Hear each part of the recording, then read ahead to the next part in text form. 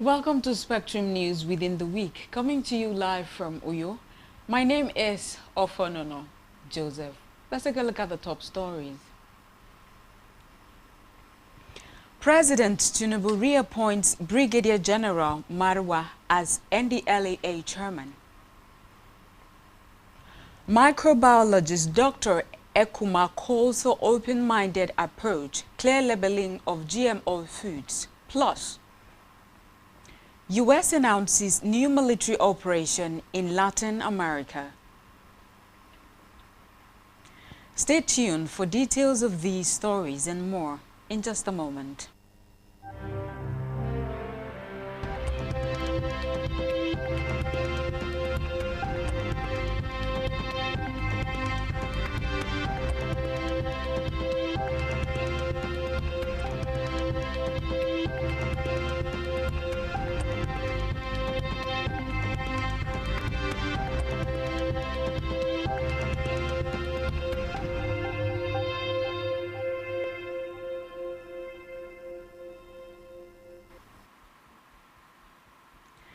Good afternoon and glad to have you join us on the news this afternoon. We begin the news within the week with Nigeria's leader, President Bola Tinubu, who yesterday renewed the appointment of Brigadier General Mohammed Marwa as chairman of the National Drug Law Enforcement Agency, NDLEA, for another 5-year term. Marwa, who was first appointed by former President Muhammadu Buhari in January 2021, will now remain at the helm of the agency until 2031. The announcement was confirmed in a press statement by the Special Advisor to the President on Information and Strategy, Bayo Onanuga. Tinubu hailed Marwa's performance, stating that the reappointment is a vote of confidence in his efforts to rid the country of the menace of drug trafficking and drug abuse. Meanwhile, President Tinubu during the week urged participants of the National Defense College to promote inclusive governance and drive Nigeria's national development. The president made the call while receiving course 33 participants of the college at the presidential villa, Abuja. Tinubu said his administration remains committed to building a productive nation by harnessing its human, material, and intellectual potential. He stressed the need for resilience and patriotism in building a prosperous and secure nation.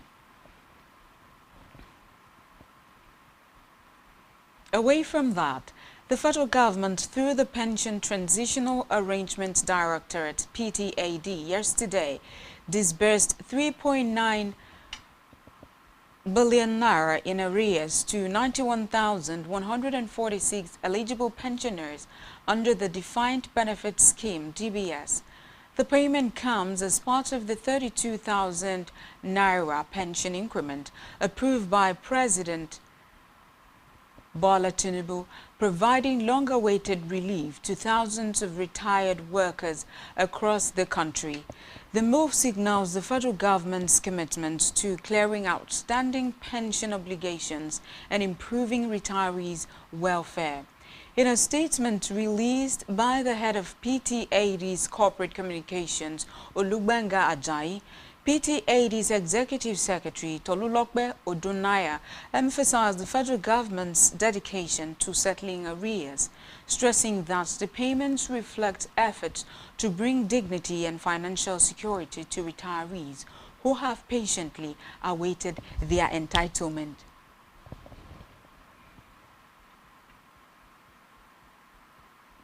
In the meantime,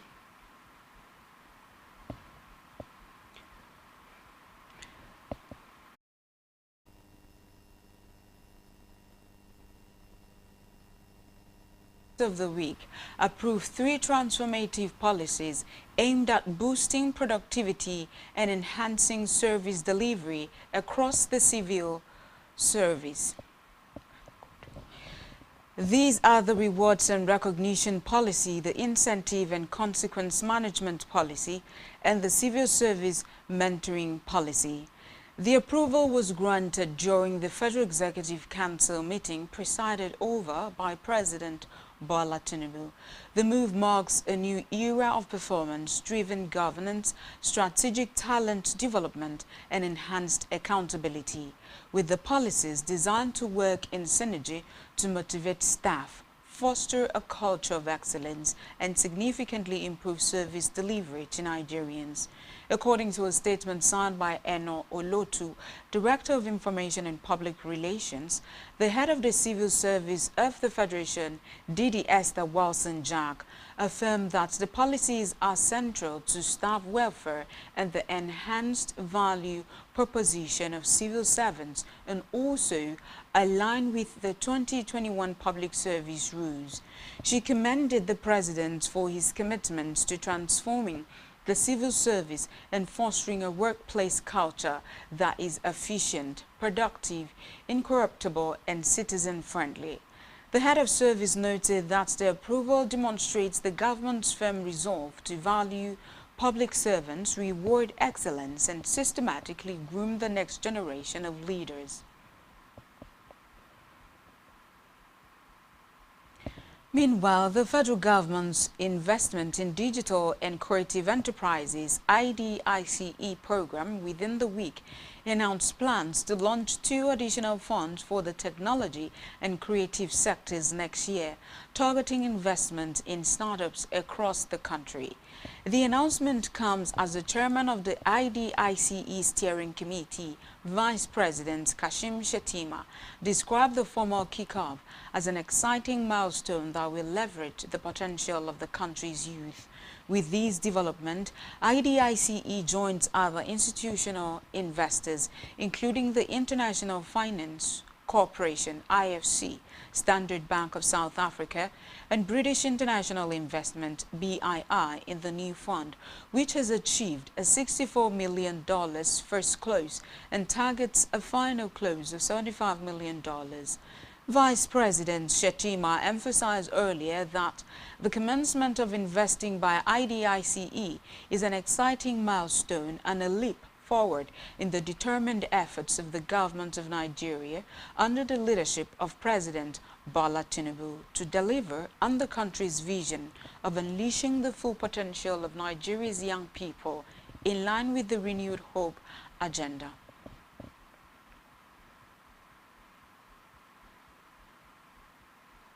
Also, the federal government during the week urged Nigerians to remain calm in the face of the ongoing diplomatic spat between the United States and Nigeria. The Minister of Information and National Orientation, Mohammed Idris, made the appeal in Dotse, Jigawa State, during a courtesy visit to the governor of Jigawa, Umar Namadi. According to the minister, President Tinubu has all it takes to secure Nigeria from destabilizing elements, as well as mend any cracks in the nation's relationship with the international friends and partners. The minister is in Jigawa State to attend the Northwest 2025 Youth Parley and the presentation of the achievements of President Tinubu after 2 years in office.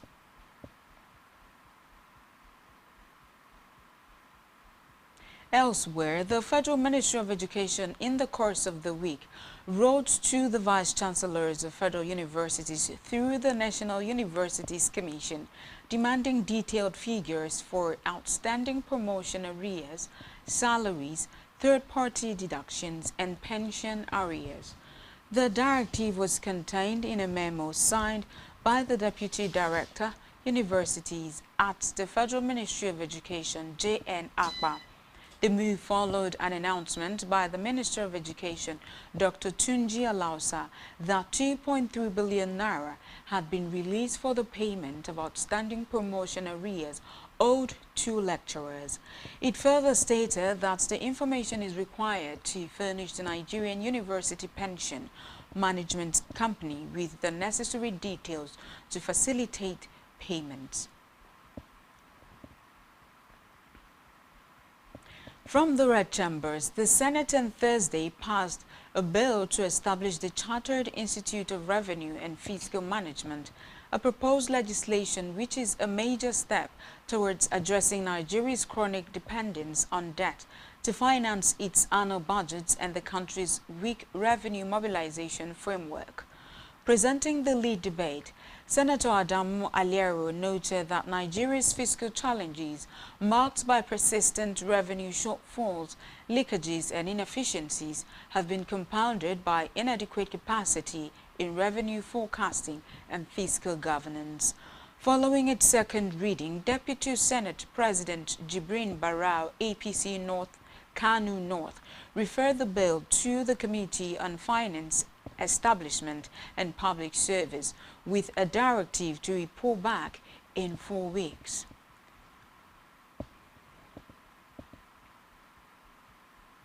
In another development, the Minister of the Federal Capital Territory, FCT, Nyesom Wike, within the week approved an additional 14-day grace period for property owners who violated land use conditions in parts of Abuja to pay a penalty fee of 5 million naira and other related charges. According to a statement issued by his senior special assistant on public communications and social media, Lere Olayinka, the new grace period began on Tuesday, November 11, 2025, and applies to property owners in Asokoro, Maitama, Garki, and Wuse districts. Olayinka said the decision followed the expiration of the initial 30-day deadline for affected allottees and title holders to regularize their land dues. The minister warned that failure to comply within the stated 14 calendar days grace period will result in enforcement actions by the FCT administration.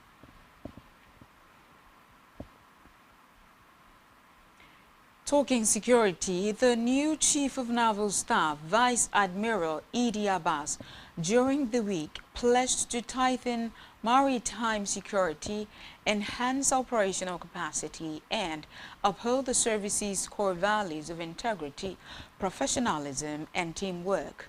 Speaking in Abuja, Vice Admiral Abbas lauded President Bola Tinubu for the confidence reposed in him, promising to discharge his duties with dedication, fairness, and loyalty. Vice Admiral Abbas noted the threats to Nigeria's maritime environment, including crude oil theft, sea robbery, illegal bunkering, unregulated fishing, and drug trafficking, saying these crimes undermine national security and the economy. He outlined a strategic plan anchored on fleet renewal, improved technology, intensive training, and better welfare for personnel. He also stressed the need for closer collaboration with sister services, other security agencies, and international partners to tackle maritime and coastal threats.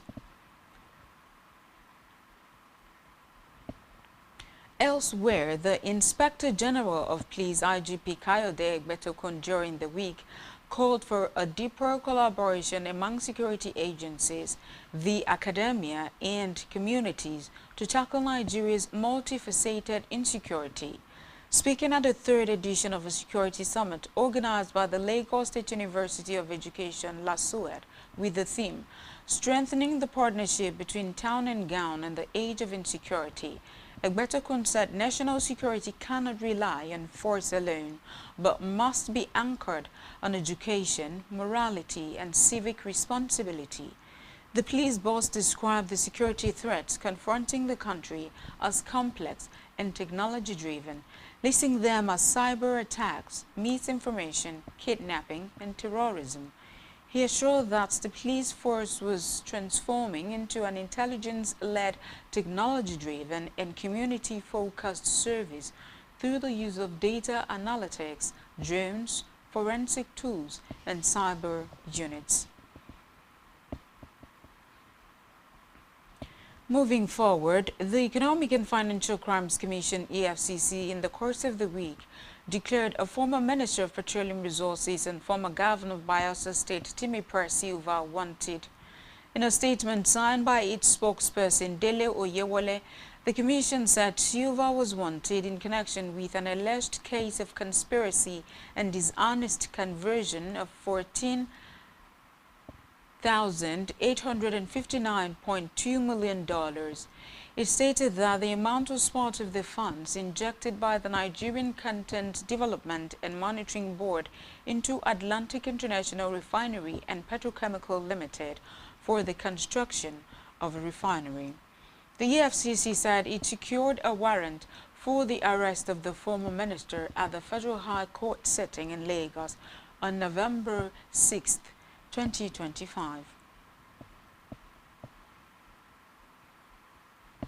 Back here, a medical microbiologist at the University of Uyo Teaching Hospital, UUTH, Dr. Agantem Ekuma, has encouraged Nigerians to remain open-minded about foods produced through genetic modification, GMOs. He advised the public to stay informed about global scientific developments and equip themselves with accurate and up-to-date knowledge on the subject. Dr. Ekuma made this known while responding to questions from our correspondent, Esther Otoyo. Explaining the concept of GMOs, he noted that they are organisms whose genetic material has been altered through biotechnology to enhance certain desirable traits. GMO, like the name implies, genetically modified organisms are organisms whose genetic material have been modified by biotechnological means to give them some traits that will be of advantage to them. For us here in my own area, microorganisms can be genetically modified, but what's in the news is about food or plants being genetically modified. So they can also be modified so that they can be more, they may have favorable traits that can make them to be more easily produced. The government is caught in a dilemma because it's their duty to ensure that they create policies that will make food available to people. And on the other hand, they are also to protect the health of their citizens. So they have to take a decision that is in the best interest. Consumers, I would say they should keep on educating themselves on this, looking at the latest scientific information. They should keep an open mind and follow the international trend.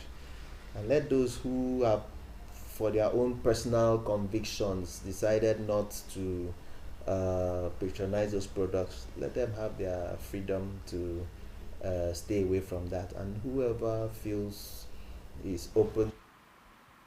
Addressing common misconceptions surrounding GMO foods, the medical expert emphasized that there is currently no scientific evidence proving that GMO foods are harmful to human health. He pointed out that genetically modified organisms have long been used in the production of essential medical substances such as insulin, which has saved countless lives, especially among people living with diabetes. Dr. Ekuma, however, urged the governments to establish mandatory policies requiring clear labeling of GMO and non-GMO food products, adding that this will enable consumers to make informed and confident choices when purchasing food items. WHO says that GMOs are safe for consumption, and I am not aware that there is any established risk. So yes, there are fears from some groups of people who believe that because the organisms have been modified from their natural states, that there is a risk of producing compounds that are not known to nature and could have long-term effects on health of the consumers. But for now, I'm not sure the scientific evidence exists that those foods are dangerous. And in some cases, like in my field in microbiology, GMOs, but microorganisms this time around, have been used to produce some very life-saving molecules like insulin, okay, which has saved the life of a lot of people that are suffering from diabetes. So that is one area where we have seen benefits. Well, we don't know where it will lie in terms of food, but I think GMOs have been around for decades now. In other countries where this have been introduced, the policy is that they should be clearly labeled to be Still to come in the news. Federal government suspend planned 15% import duty on PMS diesel. Stay tuned for details of these and more stories after this time out.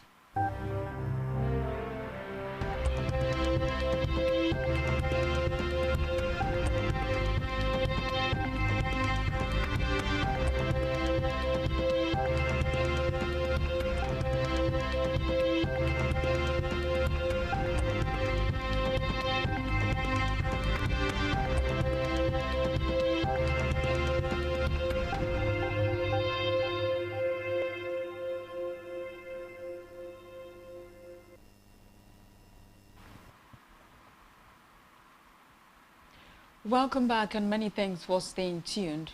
Now we conclude on the rest of our news stories. We move now to Africa, where a Gabon court within the week sentenced the former First Lady and son of the oil-rich country's deposed leader Ali Bongo to 20 years in prison following a 2-day graft trial. Silva Bongo, aged 62, and Noureddine Bongo, aged 33, both tried in absentia, were found guilty of embezzlement, among other charges. The wife of Ali Bongo, whose family allegedly ruled the Central African country with an iron fist for 55 years, had been accused of manipulating her husband to embezzle taxpayers' money. However, she denied all charges.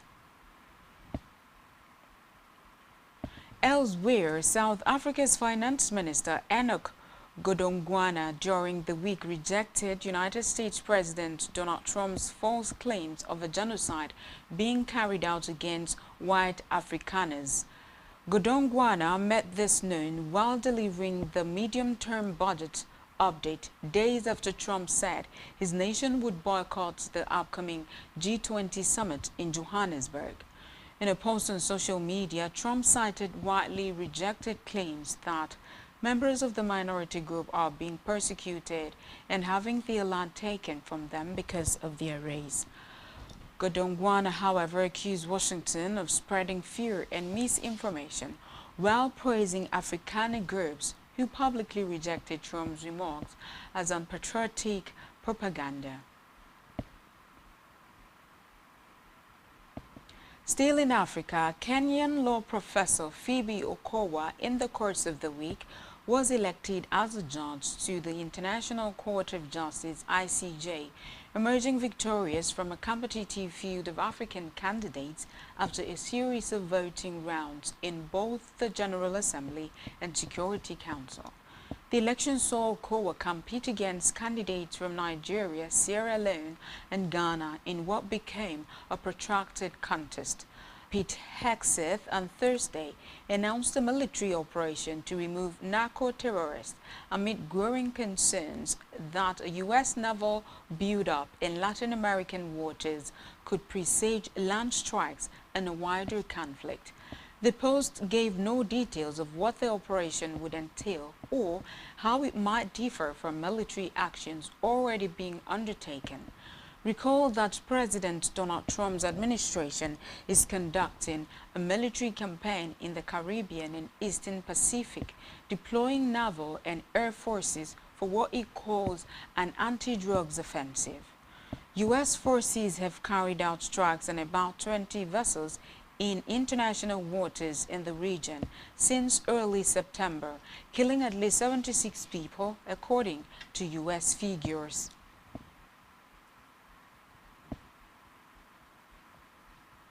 In the meantime, U.S. Secretary of State Marco Rubio during the week called for international action to cut off the supply of weapons to Sudan's paramilitary Rapid Support Forces, RSF, who are accused of mass killings in El Fasher. At the end of a G7 foreign ministers meeting in Canada, Rubio said the RSF had committed systematic atrocities including murder, rape and sexual violence against civilians. Meanwhile, Sudan's army accused the United Arab Emirates of propping up the RSF with weapons and mercenaries sent via African nations. The UAE and the RSF have repeatedly denied these allegations.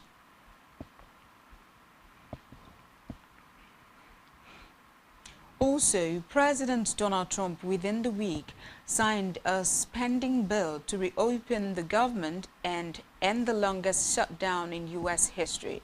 He signed the short-term budget into law hours after the House of Representatives voted 222 to 209 to approve it on Wednesday, and 2 days after, the Senate narrowly approved the same package. In the Oval Office, Trump said the government would now resume normal operations after people were affected from the 43-day shutdown. Reports say many government services have been suspended since October, and around 1.4 million federal employees have been on unpaid leave or working without pay.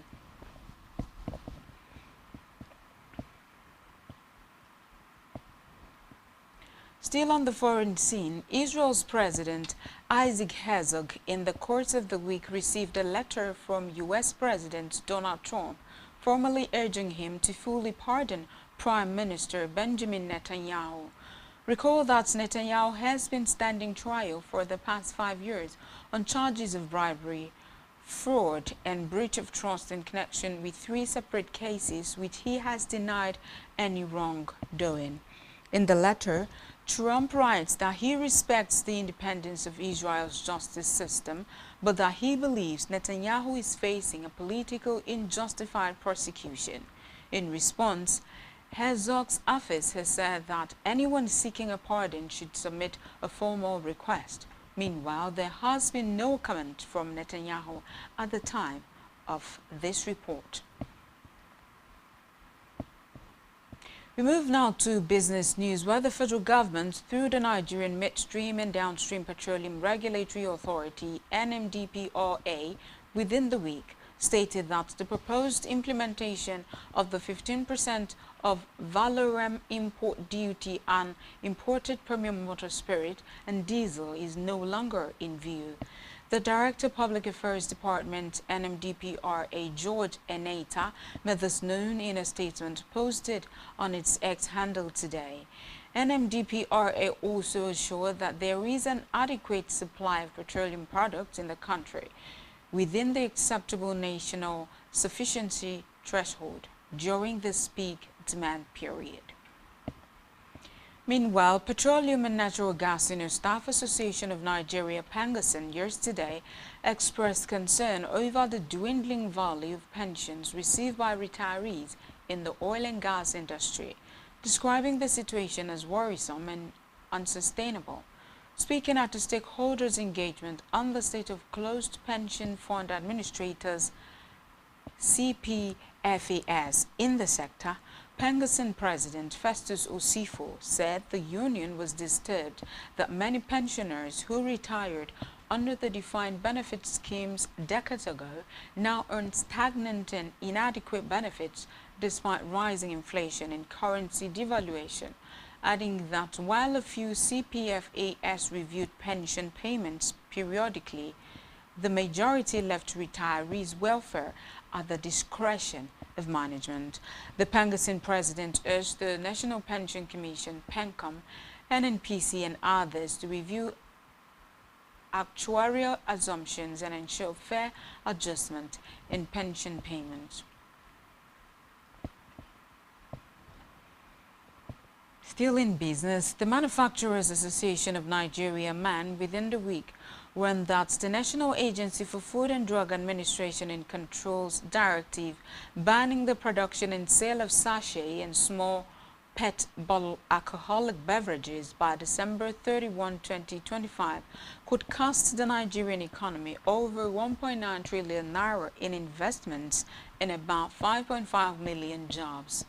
Director General of MAN, Segun Ajayi Kader, said the NAFDAC-sponsored ban would hurt indigenous manufacturers and destabilize the economy at a time the manufacturing sector was beginning to recover. In a statement, Ajayi Kader described the ban as unfair and against the run of play in the industry, noting that it contradicts the resolutions jointly reached by stakeholders during the validation of the draft National Alcohol Policy in October 2025.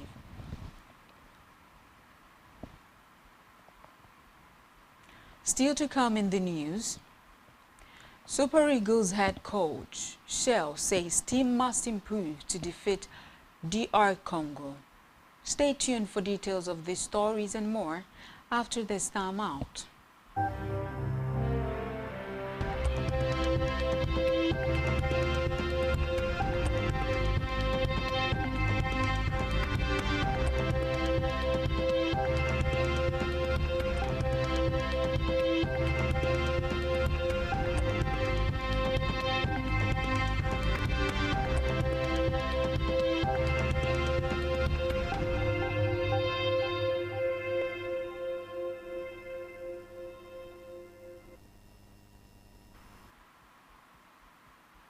Welcome back and thank you so much for staying tuned.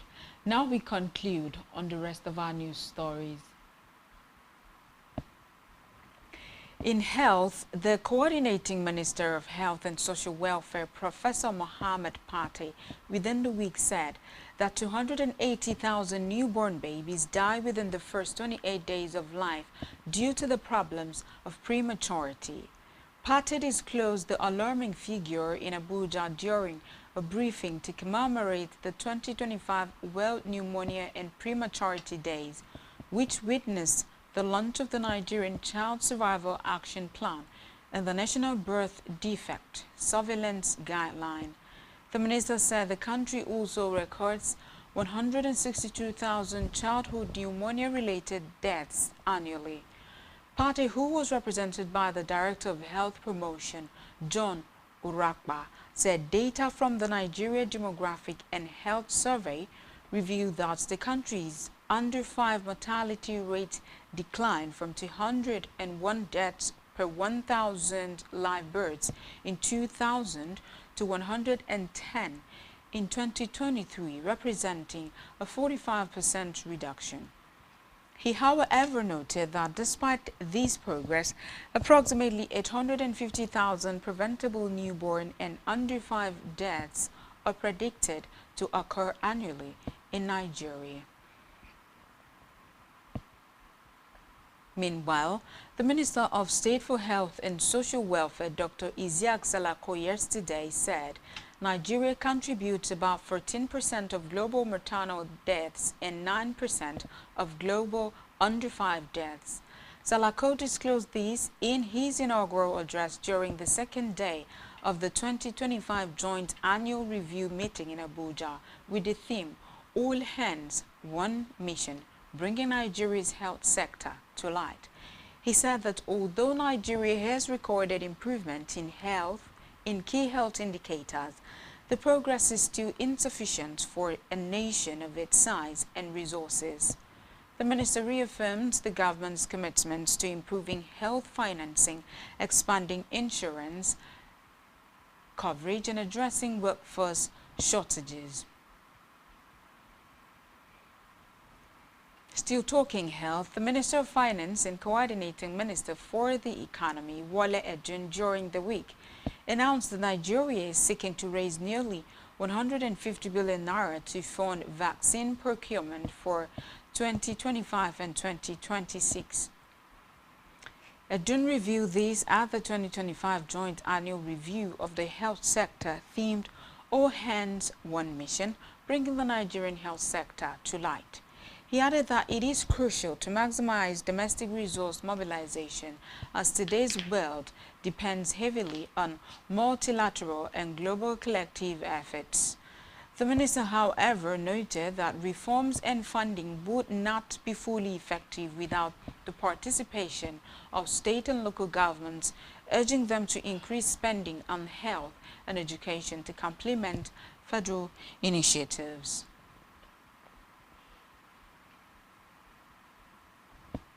In the world of sports, Super Eagles head coach Eric Schell has said that his players must improve on their performance when they face Democratic Republic of Congo. Nigeria will do battle with the Leopards in the final of the 2026 FIFA World Cup playoffs at the Prince Heritia Mole El Hassan Sports Complex, Rabat, on Sunday.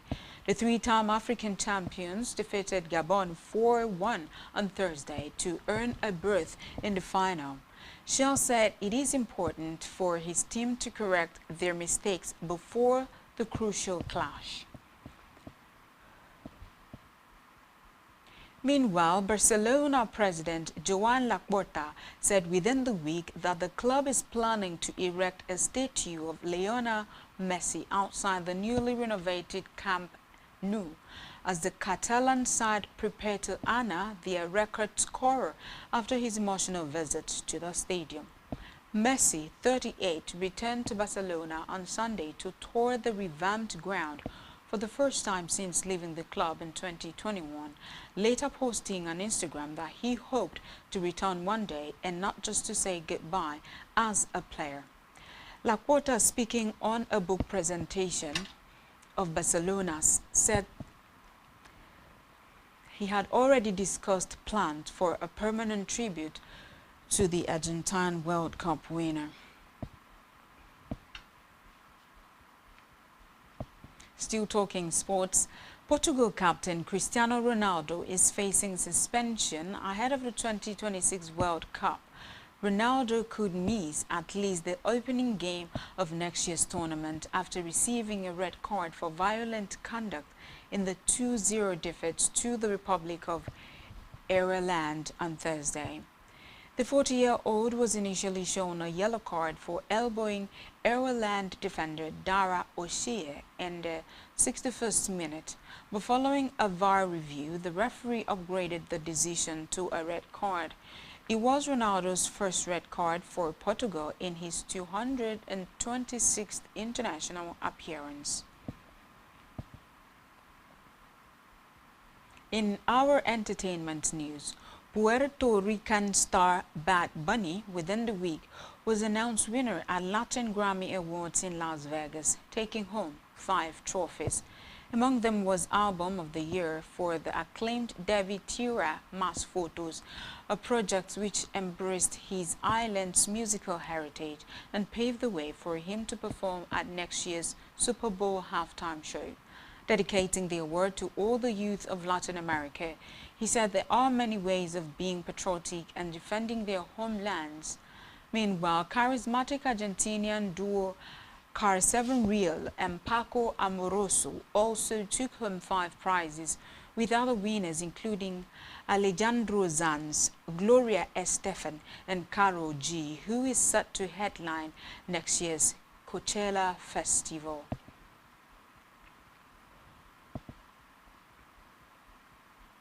Lastly, in the news within the week, a man who jumped over a barricade and grabbed actress Ariana Grande at a Wicked for Good premiere in Singapore had been charged with being a public nuisance. A viral video shows the Australian man Johnson Wen pushing past photographers and charging at Grande while the cast made its way down a yellow carpet surrounded by fans. Recall that the 26-year-old had posted on his Insta socials late on Thursday that he was free after being arrested. However, he was charged yesterday with being a public nuisance by a Singapore court. The incident has caused massive outrage in the city-state.